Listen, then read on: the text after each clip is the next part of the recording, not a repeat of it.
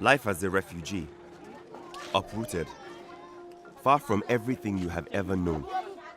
Somewhere you can never call home.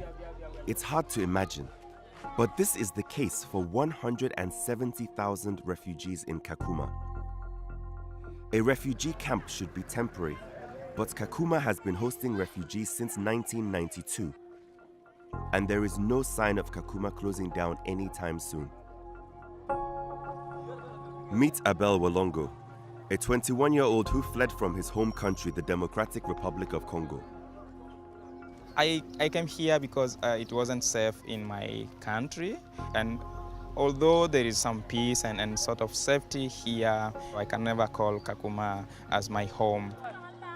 I came here without any passport.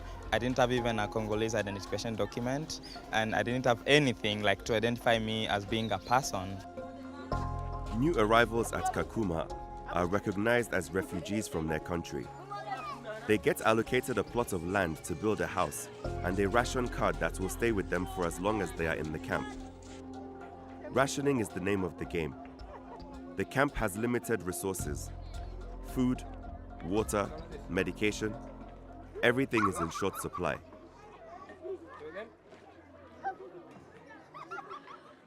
Here in the camp, we get food for 15 days or for 30 days. This food is for 3 people for 14 days. So how do they survive?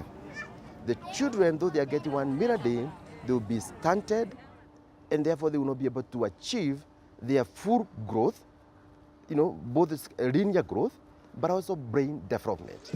Schools use food to attract children to attend class. It's very often the only meal they will eat in a day. Sometimes the rations are not really sufficient to give them like 3 meals in a day. But when they come to school and they have a cup of porridge, it really does something on their psychological thinking.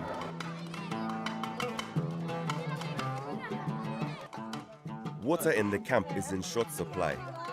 Poor infrastructure means that rationing is the only way to make sure that every refugee has access to their allocated daily amount of water for drinking, cooking, and hygiene. I was expecting to get 40 liters, but I only got 25. And I'm not going to get more water tomorrow, so I will be waiting until next day. Water is a very, very vital entity here in the school. Given the climatic condition of the area, it is extremely hot. Now, if we can't get the water, you find almost everyone running extremely thirsty. One problem we have now is children come from the latrine and they do not have hand washing facility. Hygiene is important to the extent that it enables us to minimize these communicable diseases around. So when we keep the hygiene good, we are preventing our learners from contracting these other communicable diseases. Hygiene and health go hand in hand. Health is an ongoing concern in any refugee camp. Due to the high density of the population, illness spreads very easily.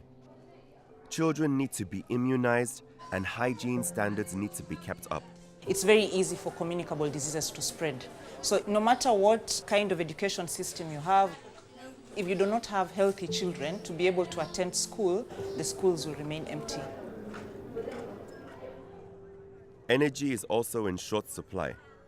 The lack of reliable electricity in the camp limits not only productivity, but also creates security issues.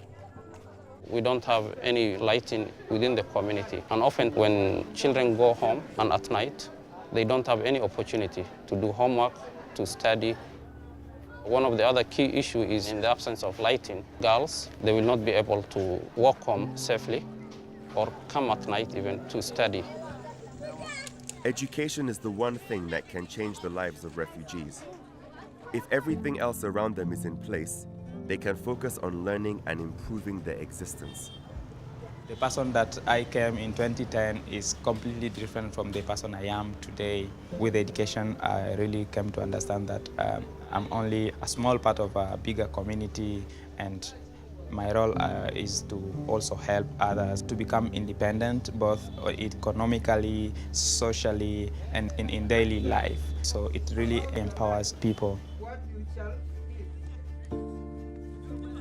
The only thing that can contribute to the durable solution of the problem of the refugees is education. They need education to be able to contribute to the development of their country so that they can do some business, they can be employed, and therefore that contribute to solution rather than over-relying on a humanitarian assistance. From primary to vocational education, everyday learning is what can help refugees to build their future. The skills they get, they enable them to earn their life. For example, in the camp we have a lot of construction, shelter. Our students are the ones who normally do that job, carpenters and masonry. So it is very important for them to learn a trade. There is also a desperate need for other activities alongside the traditional learning. Sports and arts is very critical because it enhances learners' capacity to develop critical thinking, leadership, and pick up very important life skills that they will need to fit into society. So the sports is a mechanism to ensure that there is peaceful coexistence. We really want to be part of the population here. We are part of Kakuma now, and we really want to be self-sufficient. We really want to be self-reliant, and it's only through education that we can be able to serve others, ourselves, and also help ourselves, build self-reliance communities, build self-empowered individuals around here and even outside the camp. The refugee camps are opportunities where a lot can happen through civic education, through training on the legal respect for the rule of law, through peace building, through education. This world is full of great people who are refugees. And they became great people because they had education in their camps.